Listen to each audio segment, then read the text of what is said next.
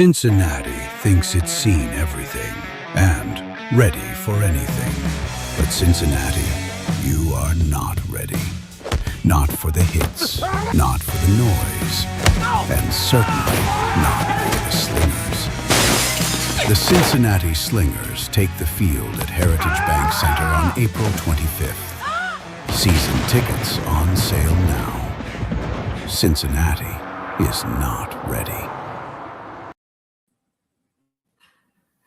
Welcome to Live with the IAL. I'm Corinne Lewis, Director of Entertainment, and with me today is my co-host and our commissioner, Dan Lust. Hey, Dan. Hey, Corinne, how are you? I'm good. It always makes me laugh when I see the guy go over the bridge on the video. I keep looking at these AI monstrosities of us. I feel like we're good looking enough to not have AI, but maybe that's a note for editor. I keep saying it, but like we're not a freak. Oh, the intro with our picture, picture. Yeah. No offense to people that need AI, but I don't think we are those people. Okay, I think we should get that fixed. I think so.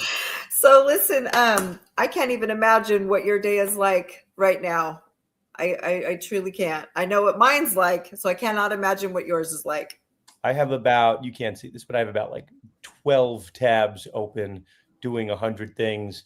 I spoke to all of our coaches in the international side this morning. Not a day goes by, and Tom has maybe called me about 6 times. So it's just a day in the life. It's great. It's fantastic. I'm sure. So listen, let's just do a couple of these announcements, and then we'll have a word from you, whatever update you want to do, and then we'll bring on our special guest. How's that? Sounds like a plan. Okay. So the first announcement is we're going to have an international tryout for all the IAL teams at the Orleans Arena, March 21st, that weekend. More details to follow, but I think that sounds pretty explanatory, right? I guess everybody gets to come in and just have an open tryout. Do you know any more about that, Dan? I know that there will be coaches from other teams that are coming down. So I know. Yeah, I don't know who's confirmed. We can figure that out, but I know we're inviting all coaches, and I know it's not just going to be a tryout for the Vegas team. Nice, perfect. And then the Pennsylvania Benjamins are holding a tryout Sunday, March 22nd at noon at the Alvernia University. Alvernia University, okay. And then I guess we have kind of a new look to our website. So for all of you who've been following Dan and I for the last several months, go to the IALfootball.com, go to our website and check out the new changes and additions there. And the European Conference dance team auditions are this weekend. So we have Zurich done, and the other 4 markets are doing their auditions this weekend. And then, Dan, we have all 10 markets done, and we have a pretty incredible group of professional cheerleaders and dancers that I'm very proud of. That's awesome. I'll say what is cool, and obviously as we get closer to kickoff, it'll change even more. But I was with Tom when kind of the idea was being built out. I'm not sure, the couple of us that he was speaking to, and I think obviously you were part of that crew. So I used to hear of everything that was happening, be it tryouts, this and that, and now we're kind of like hyper focused on certain issues. And sometimes someone will say, Dan, how don't you know this is happening? I go, I would hope at some point we can delegate things that I don't need to know everything that's happening in the league. That this is a good use. Whoever the person telling me this, like they framed it like a bad thing. And I go, no, like I'd love for issues to be dealt with that I have nothing to do with. I don't take any credit for it. I don't take any blame for it, but the thing gets done and I don't even have to know about it. So exactly. I think that's great. Calling it cutting the umbilical cord, so to speak, so that people can get in their lane and get things done, right? Yeah, I view that as being a great thing. So I do too. So the tryout, I did know about the tryout. I try to speak to at least a handful of coaches every day, and if not, I try to probably not 10 days goes by without me, at least in some shape or form, talking to all of our coaches, right? If not twice. So yeah, I'm focused very much on like, I don't know. Is this where you asked me about updates, or do we have other stuff? I don't want Oh, to. no, this is word from our commissioner. This is your time to elaborate and fill us in. Yeah, we could have like a fancy graphic that flies across. Yeah, word from the commissioner. But in other words, you and I will just talk, and you'll tell me if I'm out of bounds for the segment. But no, I've like, and I've alluded to this in previous streams. If we were just building an American arena football league, it's very easy. Like, do a cut and paste of any leagues that have happened before it. Like, it's really not rocket science. So we obviously have to focus on all of our markets, but the part that I view as to be the most challenging is where I'm trying to put my efforts, and that's with our teams in the UK and the EU. So we have a very clear model about how to do things in the US. And again, it's the challenging part, but it's also the reason that I signed up for this, to help on the European and UK side. So we'll have some big announcements. We were trying to do an announcement today. I think it's going to get kicked maybe a day or two, but we're working with, without saying the name, some tremendous global partners in terms of getting the league, up to code, so to speak. So I have come on the Zoom whenever we come on. It used to be every week. Now it's every other week. So we're busy. We have stuff to do. Right. But I keep alluding that there is a narrative that is out being put forward by people that obviously the fans love football, right? Like, players love that there's an extra league, and that there are naysayers or people that say negative things about the league. They're generally our competitors, whether they are saying it to their own name or they're going behind a fake name or a fake alias. Those people don't know what's going on behind closed doors, and I feel very confident with this next round of announcements that those haters will have even less to say. But I love it. We appreciate the haters trying to poke holes in the league, because we can come out and solve them. Right? It's all good. And again, it's year one, so we're not gonna be the goal.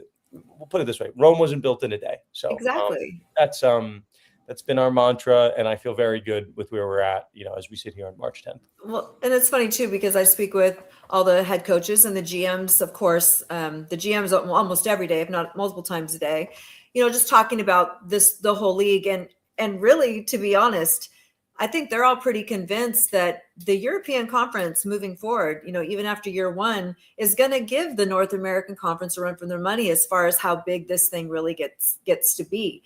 They're all very confident that arena football coming into Europe in general, in the UK, I think they're all very confident that it's going to be larger than life, and I don't maybe disagree. I mean, I'll say this, and I am someone that subscribes to the under promise, over deliver. Like, I have never, anyone that says year one we're going to sell out all these arenas, and I'm definitely not saying that. I want to make sure that everyone knows that we're setting the expectations appropriately. But I think for year one, and Corinne, even when we started to do this months ago, I said the only goal for year one is that we set a floor in place, and that year two is better than year one. Exactly. So I read all the comments, for better, for worse. I read all of them. That's part of my job, is to understand what people are saying about the league.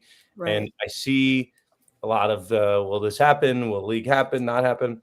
All we can do is put the league in a position to do well. And as they once said in Field of Dreams, right? If you build it, they will come. We just got to put on the show and hope year over year this continues to get better. But we're obviously introducing a brand new sport to Europe, so it's not going to happen overnight.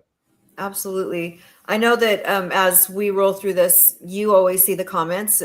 We all know I can't read them. So if you want to pick any of those before Yeah. Jason has picked a somewhat of a critical comment, but I'm here for it, right? Okay. So the question in this very small text on my screen, but so let's just do, this is a good question from Kyle, and I have no issue answering this, and I think it was done in a very polite and up way. If you run the math, and you can do this, right? Our schedule's out there, and I'll say the website I think is beautiful. we heard the criticisms about the website. Someone had a nasty comment at one point, like, look at this league and look at this league. Which league is set up more for success? This league with this website or this league with this website? So what do? We fix the website. So we have the schedule on there. We have a lot of things on there. So to Kyle's question, international travel, I've said this before, and hopefully no one, I'm not repeating myself to the group that comes each and every week. But like, this is a standard arena league. Like the way the schedule is set up, there's really, there's 12 games over 15 weeks. 11 games are in your division. So there's no international travel for 11 out of 12 weeks. Right. One week there's international travel. So yeah, there's a price to that. That's expensive. But there have been American football leagues overseas. No one gets so concerned about the travel over there. So for 11 out of 12 weeks, it's normal. It's normal in the US. And then for 1 week, U.S. teams go there, and teams come back the other way. It's obviously not all the same week, but 1 week over the course of 12 weeks. That's what we do. And like logistically, it's just getting visas to cover those players for that 1 week. So it's not terribly complicated. Kyle, it's a fair question. It's not really that, like, the viability of international travel. There's a price to that. So if you're listening to me as the commissioner, I'm saying that's the exciting part of the league, that we have that we have interleague play between continents, which is really cool. And there's a price to that. But that price, like, other than the sexiness of, like, we're an international arena league, it's functionally 1 week of interleague play. And then the playoffs is a little more, I'd say a little more or less complicated, but it's going to be, we're kind of working out the parameters. Tom is very adamant that we should do a six-team playoff. I'm more on the fence that we have 10 teams, 6 teams making the playoffs. It's not necessarily ideal. Maybe it's 5 teams. We have this space reserved. We're just trying to figure out that. But yeah, that's going to be a central site in Vegas. So again, not that complicated. Right. So so I don't know. I think, Kyle, the question's fair. People can be skeptical. We get it. And I think people are just generally skeptical of arena football league starting up because they haven't had the best track record. So yeah, you can be skeptical. I don't think it's fair to necessarily judge us for the failures of unrelated leagues. And again, behind the scenes, maybe I can't say this, but the structure of our league is very different than a league where an owner can just decide, hey, this thing's not profitable. This is a legal term, Corinne. Are you paying attention to this? Yeah. Where the owner would just say, deuces, I'm out. So right. This league doesn't have owners that can do that. It's a centrally run league. So I don't think it's fair to put on this, but again, we have to prove it. So, Kyle, it's a fair question. I think it was asked very respectfully. Hopefully I answered it in a meaningful way. I think it's perfectly said, as usual, Dan. Perfectly said. So, Kyle has a follow-up. Can I answer this quickly? Yes, of course. We are evaluating 3 options. Without saying, like, we're certainly, it's March 10th. I was listening to, I have to now listen to commissioners. So I listened to Gary Bettman do an interview recently. I listened to the NFL broadcast plans. Like, it's our first year, and I think we would have hoped to have secured a major streaming deal, but we get it. It's our first year. We've had some discussions with bigger long-term partners that people will have heard of, but we're still having those conversations. If it's not going to be year 1, we expect those to be done down the road, but we're starting those conversations now. So I think where other startup leagues in our position have done kind of free to stream on YouTube, I think that's an option. But we're keeping our eyes open. Again, we'll have that announced obviously in advance of the season, but we're considering our options. One, so we'll say there's the pipe dream, which I don't, maybe is not realistic for year 1, but again, I'm in the business of under promising and over delivering, but we need to make sure, right, we have broadcast booths and videographers and ways that people can watch the game. And even if they're not watching it live, right, we have obviously the time zones are going to make it hard for some games to watch. Like, I think it's 6:30 local is kickoff, for Friday and Saturday games. And I think Sunday, we've identified 2:30 is the time. So just with the time zones, not everyone's going to see every game. So we want to make sure they're available on replay. And for our players, we've promised exposure. So we want to make sure to as many people as we can, and that it makes sense within the economic model. But Kyle, 2 for 2, great questions and asked in respectful ways. I like it. You got one more there and we'll move on? I will let Jason decide if we have one more. Maybe that's it. There we go. I have been asked by fans, when will single game tickets go on sale? That's probably a Tom question. I don't know that. I hear I understand that season tickets, like season ticket packages are on sale. I have never had actually I probably shouldn't say this, but it is what it is. Other than when I was very little and I had season tickets to the New York Rangers as a hockey team, I am not a season ticket guy, but some people are. So I understand that that's something that people want. We've definitely heard it. It's 2 weeks before the very first game. That's when There you individual go. tickets will go on sale. Yeah. Who just wrote that? Who's International Arena Football? Who is that? Oh, I don't know. But we've announced that a couple of times, like in the past, but that So why didn't you? I can't see it, so I Why don't. didn't you answer that? You made me filibuster my way into non-answer, No, Corinne. that was okay. It's your producer. I'm just throwing in the info. If I know it, I'm like, oh, I can answer that. Tom just answered that like 15 minutes ago. I'm just helping out. It's all good. Thank you, Jason. No problem. Thank you, Jason. I don't have anything else. I'm looking at some of the comments. Everyone's been pretty respectful, so it's all good. We've definitely been busy. We've brought on some more people. Sometimes, and I'll just say this, and then I'll shut up. You're good. I have a general sense of what goes on in the league, but again, we've been hiring some really good people that are taking stuff off Tom and my plate, and they're just handling it on their own, Right. Which is great. So a lot of the questions, there's one question that somebody had that maybe at some point, Corinne, you'll ask me to bring on a new guest, and I have an idea of who this person is, but they're not a coach, they're not a GM, they're helping with, we'll say, game day operations, but that person is not yet been announced. Absolutely. I think we should. As well. Okay. There's other people that need to be putting their 2 cents in from around the IAL. I'm okay with an assortment of people being put on the website. I'd say the website being updated. I have been pushing this for a while. I still think it has work to do, but I think the website is a tremendous, tremendous improvement of what we had before. I think so too, most definitely. So with that being said, should we bring on our special guest? Of course. I think we should. So, hey, everybody. This is the first time, at least with Dan and I, that you are having an opportunity to meet our head coach for the Cincinnati Slingers, Sean King. Hey, Coach. Hey, Sean. Can you hear us, Sean? I don't know if he can hear us. Can you hear us, Sean? Uh-oh. Is Jason, he frozen? Yeah, so I'm going to filibuster for a little bit. He definitely cannot hear us. So Jason, make sure Sean's ready. But I was going to say, Sean has been on this before in a lovely schedule release where, Corinne, you pretended that's right. That's when I was smiling. That you had some tech issues, and then you made me fend for myself. I remember that. I never forget. That's right. That's right. You know what I did notice while we're buying time here for Sean to pop on? You changed your angle. Normally the fireplace is over your other shoulder. Yes, I have. Yeah, I have some things going on over here, so I had to scoot over. Yeah, some things are changing in this living room.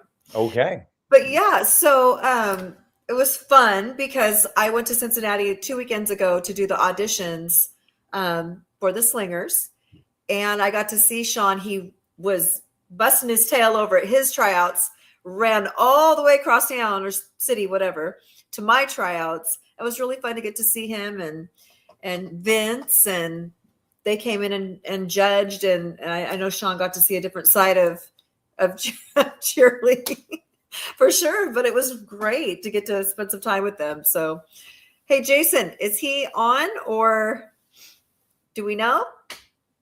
I'm trying. I don't think he can hear us. I'm trying to message him. He's not getting my private messages to him. I will text. I think yes, text or call. But Jason, you can put me in the big screen until we figure it out. Yeah, you can take me off. Thank you. You got it. So, we're about like 5 weeks out from the season. So I was kind of alluding to it before, and obviously, we're excited. I've been on these Zooms now for, I don't know, 3.5 months, probably right around there. So again, part of my job is seeing criticisms. I love that there are less criticisms. And then what I love even more is when people are criticizing us for certain things, but they don't know, right? They don't know what we have in the works. So that's a good mantra, and I'll say it till I'm blue in the face. We have delayed certain announcements for strategic reasons, but again, we're 5 weeks out. So I'm very excited for when there's no more strategy, the cards are on the table, and the games are happening. And again, like I think it would be far-fetched to think that on day one, when we're introducing a brand new sport overseas, that we're we have like packed houses, right? I don't think that we can assume that for day one, but the goal is to put a good product on the field and continue to build and build and build. So I might be excited, just like, and I'm excited for people to see our coaches and see the players and kind of put their eyes on this nice group that we've assembled. But, we've been working largely behind the scenes, other than what people see on our social media account and now on our beautiful new website that I understand will be out at 7 p.m., like merchandise, helmets, boards, fields. There's like a lot of stuff that just logically, there's no reason that we would like announce them. But a lot of people, well, I have to read all the criticisms. So people don't seem to think that we have done these things, which would be a little wild to have a league to have not done them. So, I can, I told Tom I'll come on once a week and try to kind of fix the narrative and have people kind of peek behind the scenes. But, it's a lot of fun. And I'm hoping, again, in 5 weeks that we're focused on football, and now we don't have anything strategically to hide or anything else. We're just putting everything out. So rest assured, our coaches and our players are well informed of what our plans are. I'm excited to put everything on the table. Everyone can see, and they can see all the good work that we've done behind the scenes. So, Corinne, I don't know, just, a little check-in on the pulse of the IAL. I like it. It's good. It's good for me to hear. I mean, I haven't been able to talk to you as much as normal either, right? So this is great for me. Jason I just spoke with Sean. He said he was trying to get back on. Is he going to be with us, do you think? There he is. Hey, Sean, can you hear us? Go to the left bottom screen. It'll say mute. I think you're muted. I learned this from Dan Lest. He taught me how to get off mute. I actually think because I'm seeing him go on mute and unmute. I actually just think he's having a tech issue.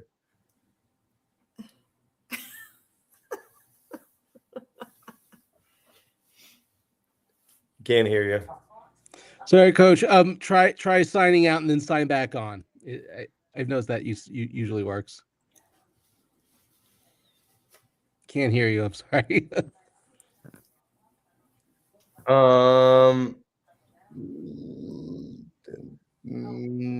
I think Jason, move him to the backstage. Yeah. I'm going to remove him now. There we go. All right. Sorry about that. I'll try to get back. So I see some comments. Nick, shout out Nick Durst. He's usually here in the crowd. So listen, as long as you guys have the updates, we're here. So I told Tom I'm going to come and ask questions. Does this work? Third time's a charm? Can you hear me? Yes. Yeah, we got you. Yes. There we go. Hey, Sean, Dan pointed out, yes, you were here when we were doing the whole press conference of coaches and all the things. I was on mute at that time. Yes, I remember I couldn't communicate. So this is great. Listen, I just have a couple quick questions, and then you and Dan can talk the talk. I just wanted, you have such a incredible history, your football playing and coaching career, but especially in this moment, your coaching career. Why don't you just give the viewers an opportunity to know a bit of your history, bring it full circle to the IAL, and share who you are. Okay, so I mean, after playing, I decided, I wanted to get into coaching, and I was already coaching high school ball, but I wanted to get back into the arena game. And so at that time, that was 2000, spring about 2006, I got a hold of the Quad Cities where I had played and reached out to them about, maybe coaching there. And, one thing led to another. They made it happen. And then I ended up going from the receiver coach, special teams coach, to then being elevated to the offensive coordinator. And then the next year I was named the head coach. So by 2009, I was the head coach in the Quad Cities. And then league folded. AF2 folded at that time. So then I ended up going to Abilene, Texas in 2011, the Southern Indoor Football League. Had a nice little run down there. And then that league ended up not returning. So then I was just coaching high school ball after that, 2013, 14, 15, just kind of, there was really the arena game had kind of there wasn't as much expansion at that moment, so there wasn't a whole lot of turnover and things like that. So I was kind of out of the loop at that point. And then I decided I wanted to get back into it in 2016. So then I went to the IFL and coached. I was the DB coach in Tri-Cities. We had the number 2 defense secondary in the league. So that was a good experience in coaching in the IFL. And then I went from there, it got to be 2021. So after that, 2016, like I said, and then shortly after that, the AFL had folded. So there was only one league, the IFL, kind of, that I was going to go be involved with. And again, there wasn't a whole lot of turnover. So, you just kind of had to sit out. And I trained kids and things like that. And so I was just kind of doing that. And then 2021, got a call from Omaha, was there for a short moment. It was one of those arena football things. That was 2022. Then 2023, I ended up, one of my buddies, Cedric Walker, who is the head coach now. He was the head coach in Gillette, Wyoming. He had an opportunity for me in Billings, Wyoming, to go be the offensive coordinator. He asked me if I wanted to go do that, and then I chose to do that. And then from there, ended up being named the head coach there in Billings in 2023. We ended up winning, I think it was 6 out of our last 7 games, and made it to the playoffs, went to the semis and lost to Omaha, who was undefeated and won the championship. And then from there, 2024, with Gillette losing their team in Wyoming and the owner, Steve Titus, owning both Gillette and Billings, Cedric Walker and the Gillette crew all came to Billings. So I was basically, I knew it was going to happen, but I was basically bumped out of that situation because they were moving that organization over. So from there, I went to, like I said, Rapid City, and that was in 2024. Unfortunately, our team ended up folding. That was the AF1 that year, or the AFL that year, 2024. And after we folded, I ended up helping some players go on to, go get to other places. And I decided I'd finish out the season by, finishing coaching. So I chose to go to Salina, Kansas.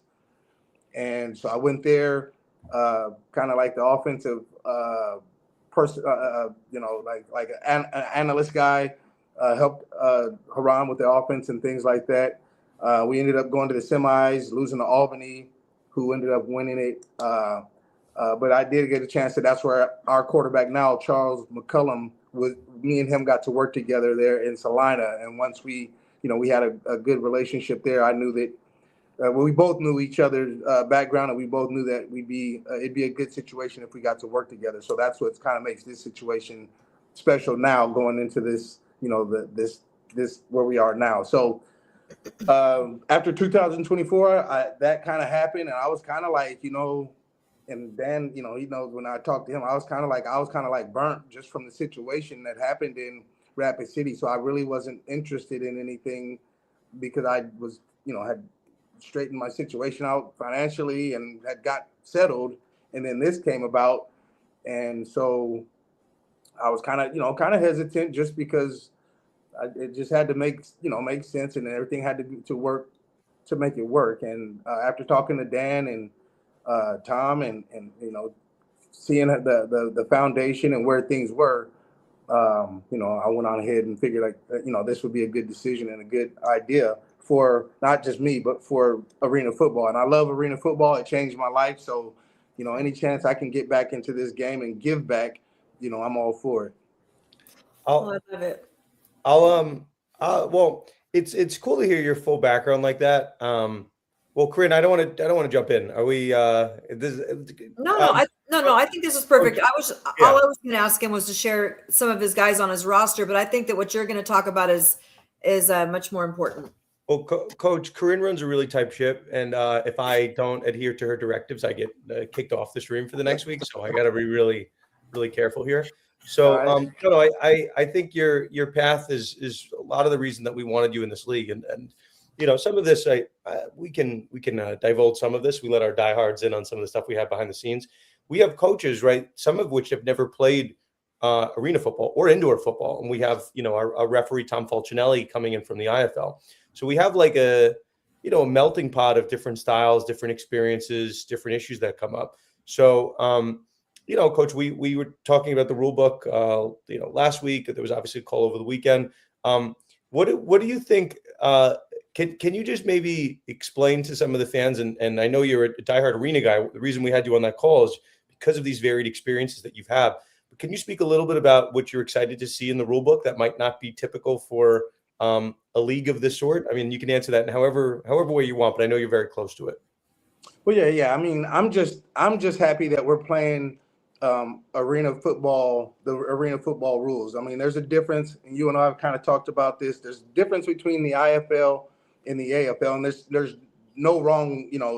People like what they like or whatever. I just choose the arena game. I played in both. My first year, I was kind of in that IFL situation. My first year playing, and then when I got to play the arena game, I just seen how much more offensive friendly it is. I mean, and there's some defensive. It's good for defensive guys too, because if you can cover, this is what I'm telling my DBs. If you can cover and play tight with these guys in this league, you can get a chance to go to another league, because everything's happened so much faster and so much quicker. So, that one-on-one matchup is very important for the defensive guys on that side. But this game, arena football. One of the rules that I will bring up that I love, that kind of changes the identity of both games, is the jack linebacker. So there's two linebackers in there at the snap, before the ball snap. There's two linebackers, and one of them is like a blitzing linebacker, a bigger linebacker. He can be closer to the line, and he can blitz straight up in the A gap or the other side A gap. He can't go outside. The jack linebacker in the AFL can be only 5 yards away from the ball. That's how deep he can be, 5 yards from the ball, and he can only go sideline to sideline during the course of the play. When the ball's thrown deeper or whatever, he can turn and run and go make the play or whatever. But as far as with the quarterback having the ball in his hands, that guy can't be running back and helping in coverage. And in the IFL, that they have two guys in motion, and that linebacker can also go back there and help, since you have an extra guy in motion. You know what I mean? So the rules vary. Like I said, the AFL game is a little bit more of a one-on-one matchup compared to the IFL's defense, which you can play like a true zone, like outdoors football on a smaller field, which makes it harder for an offense. So I'll ask you this, and I hopefully you know where I'm going with it. I'm curious to see who you would think here, but which coach and which team are you most excited to see? To let the trash talk get on the field. Which team are you kind of circling as the one that you've circled on the calendar 2-3 times? You're telling the players which team is that to you? Well, I mean, if you think about things, I mean, I respect all the coaches and what they're going to do. I mean, like you said, some of them I don't know. I haven't, and in this game, there's philosophies and there's ways of arena football that are played. And I know the only one person that I do have that experience with is Coach Burley. When we were rookies, we both came out the same year. We played them my rookie year. He played for Orlando. I played for New York. I think he had a couple touchdowns. I had a couple touchdowns. But like that kind of stuff, I mean, I can kind of go back if I really wanted to do, and which I kind of know where Sia's been and who he's played for. Those are the schemes that he's going to probably be running. So I can kind of gauge and not say I know what you're doing, but that you kind of know, just like he knows I played for New York and played for Coach Gregory and what I might be doing. You know what I mean? Other things, other teams, you have no idea what they're going to do or the style of play they play, because like you said, some of them have been in other leagues and have played under other rules, and it's going to change their game a little bit. You know what I mean? So I asked Saya that question, same question when we were on here maybe 2 weeks ago, and Uh-huh. I was really hoping he would say you, and he gave me this very Derek Jeter-esque answer where he did not answer anything. He named all of the coaches. So Yeah. Sean, I think the answer is you and Saya. I think that's a pretty Yeah. natural rivalry that we have found, and I think that was somewhat of the design. Every coach that's coming into league, maybe with the exception of like.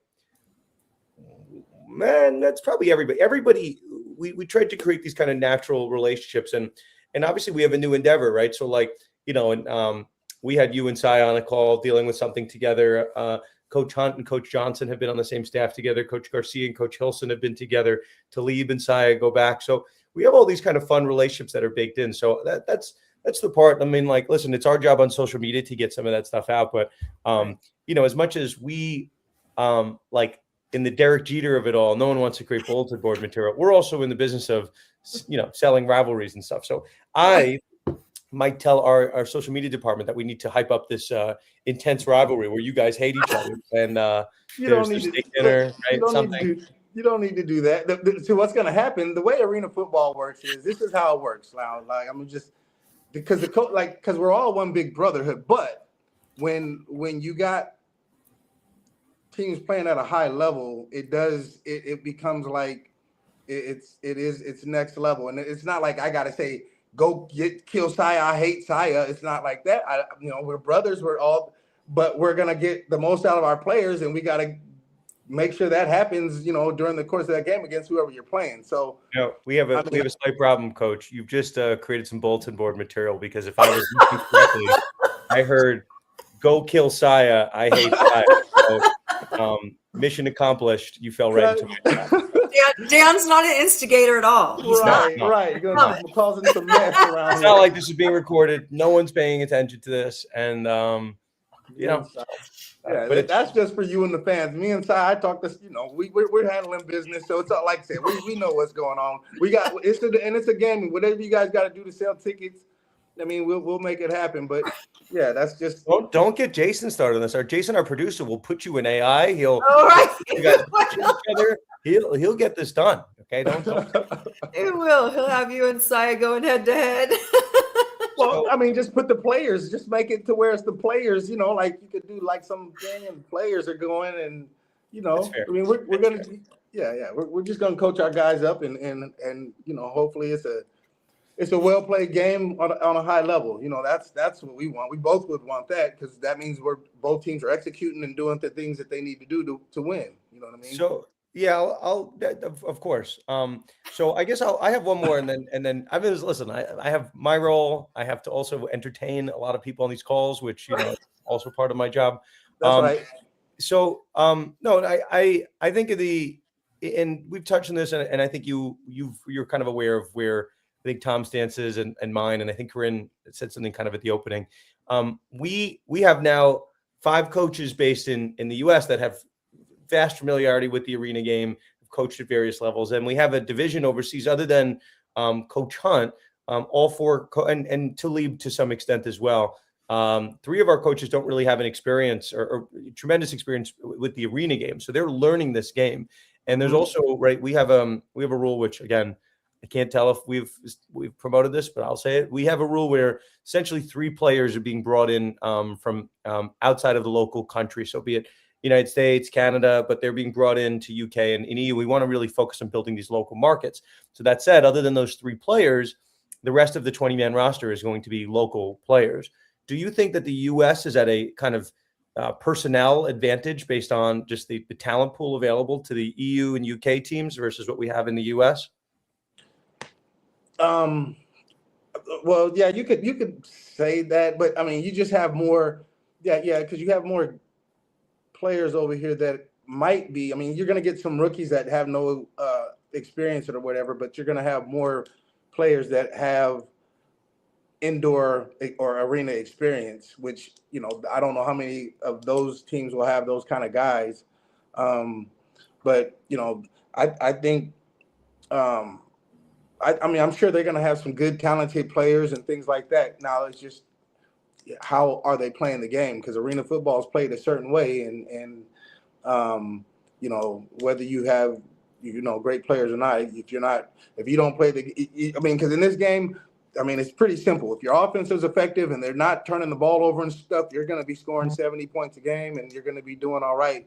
But if you're struggling and you kind of don't have the concepts and things like that, it might be a little bit harder for you. So yeah, it kind of puts you behind a little bit. But you know, we've been in contact with each other as coaches, and a lot of them, I think, you know, they know that if they need any help or any assistance, they can call or reach out, whatever, so they can, you know, get themselves where they want to be if that's what they need, you know. I'll say this, and it's a good question from Michael Klein. I see that in the comments, and I think, Coach, you can speak to this as well.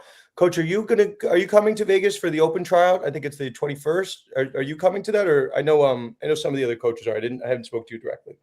I didn't know much about that, so I mean, I will if that's the case. But this is my first time hearing about that. Well, you're in the central time zone. I think we're trying to get local guys, but neither here nor there. I'm Eastern. Cincinnati is Eastern. Sure. Yes. Cincinnati is Eastern time zone. I should know that as a fellow Eastern time zoner. Right. Sure. But Michael asked a question about, you know, tryouts. I know you've had your successful tryout in the book. Am I remembering this, or have you? Yeah, we had ours on the 28th of February. Yeah. So, you know, like, at least for trial purposes, I can speak to this behind the scenes. Most teams have pretty close to their full rosters already set. Some people have actually signed more players in their allotment than they're going to figure out what the number is. So, Coach, maybe you could just speak to tryouts and what you're looking for in that type of talent pool. And obviously, if there are guys that we like right on the 20th, I might be in Vegas on the 20th is also why I asked you that. So I'm not sure of all the logistics. Tom is going to send me somewhere in the next 30 days, like Corinne knows. Sometimes you just have to go places. What are the type of things you're looking for in tryouts for kind of players that don't have a connection to arena? What are the type of skill set you're looking for? I mean, you just want that diamond in the rough. You know, you want that. You're looking for that player that comes in, depending on if he's a skill guy or a big guy. You know, he's dominant. He's explosive. He's quick. He's not looking like, you know, I mean, if he's not fresh out of college, then he's looking like he's been active and doing something and playing.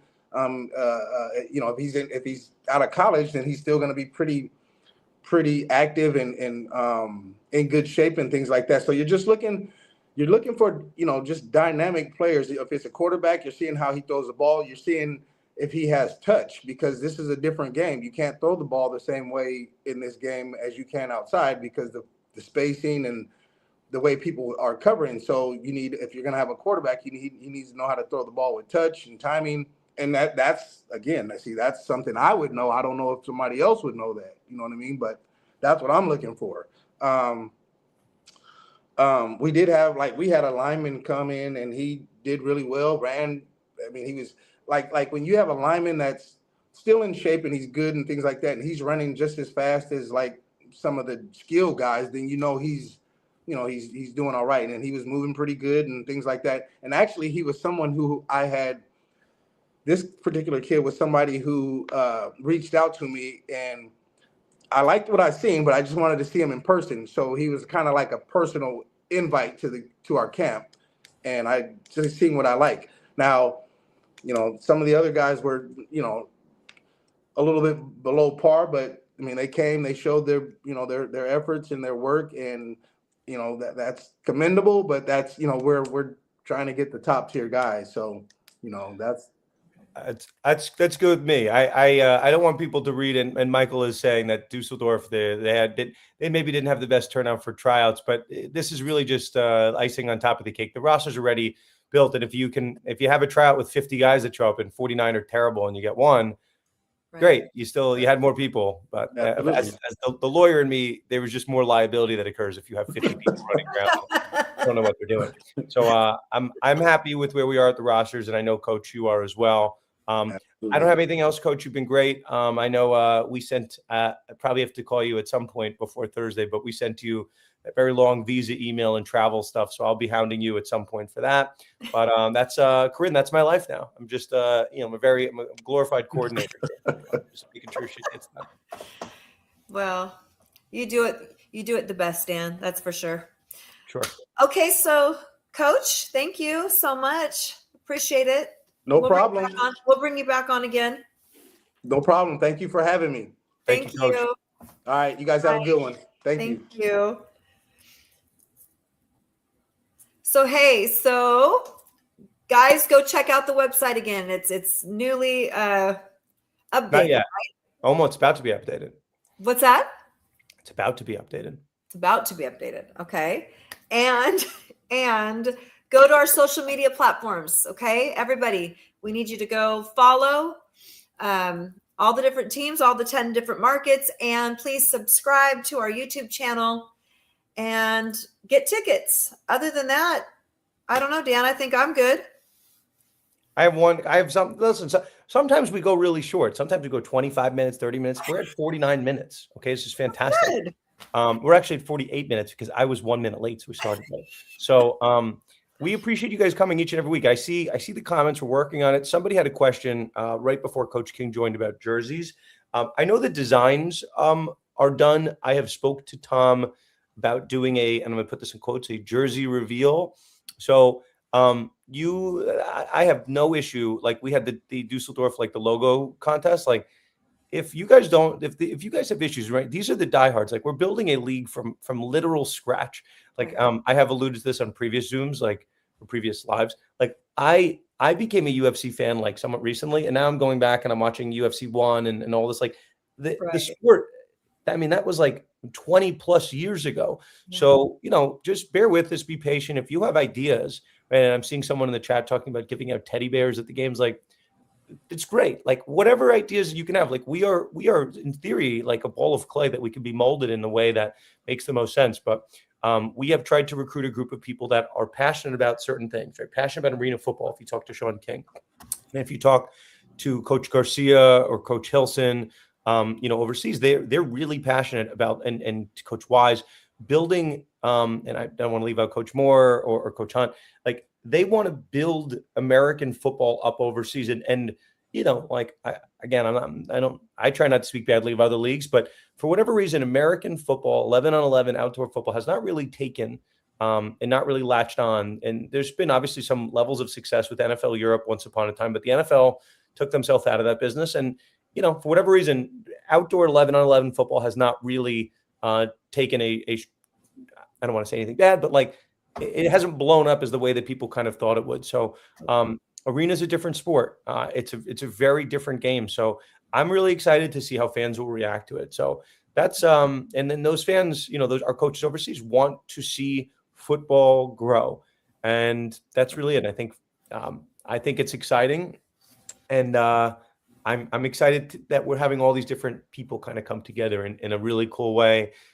You guys will not meet all the people that I know and that Corinne knows, but just know that we've assembled a really good team. So I had a friend, Corinne, you want to laugh? Yes. I had a friend come to me, and I was telling him he might want to get involved in the league. He's very smart, much smarter than you or I. He's an Ivy League guy. And he said, I'm going to do my research in the league and I'll get back to see how I can help.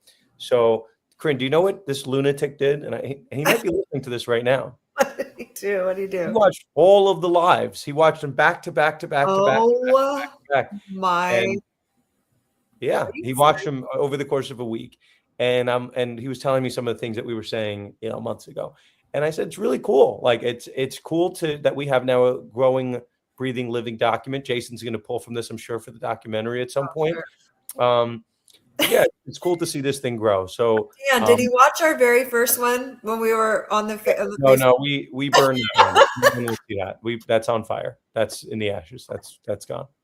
No one will see that. That's good. No, that's very cool though. I like it. Oh my gosh. So yeah. Anything else? No. I think it's pretty good. That was very informative. Dan, you were extremely informative today, and I love it. Now I feel caught up. Well, you told me last week. You said, Dan, we're going on hiatus for a week. Come back next week, be bigger and better than ever. Yes. And That's what I did. You're in charge, Corinne. I'm just here to be your co-pilot. That's it. Wow. You know what an honor. So, I appreciate it so much. Okay, everybody, I'm signing off. Okay. Thanks, everybody.